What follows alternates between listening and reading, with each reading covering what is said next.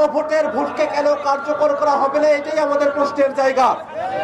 সম্মানিত উপস্থিতি, আজকে এই বৃষ্টি স্নাত দিনে আমরা এই সংসদ ভবনের সামনে থেকে সরকারের কাছে তত্ত্বকণ্ঠে আহ্বান জানাতে চাই। বাংলাদেশ রাষ্ট্রটিকে একটি গণতান্ত্রিক রাষ্ট্র হিসেবে বিনির্মাণ করতে হলে অবশ্যই জুলাই সনদের যে গণভোটের গণরায়, সেই গণরায়কে অবশ্যই বাস্তবায়ন করতে হবে।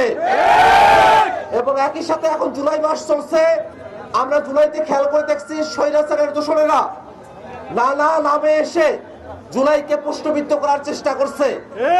তারা কখনো সাংবাদিক নামে, কখনো চিত্রনায়িকা নামে, কখনো মডেল নামে এসে জুলাইকে তারা খাটো করার চেষ্টা করছে। জুলাইয়ের শহীদদের অপমান করছে, জুলাইয়ের খুনি গণহত্যাকারীদের পক্ষে তারা অবস্থান গ্রহণ করছে।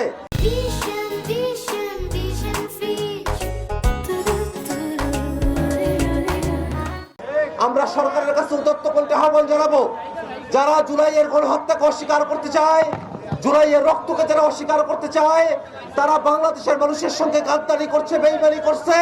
যারা জুলাইকে ছোট করার চেষ্টা করছে, তাদেরকে অবশ্যই আইনের আওতায় নিয়ে এসে বিচার কার্যকর করতে হবে।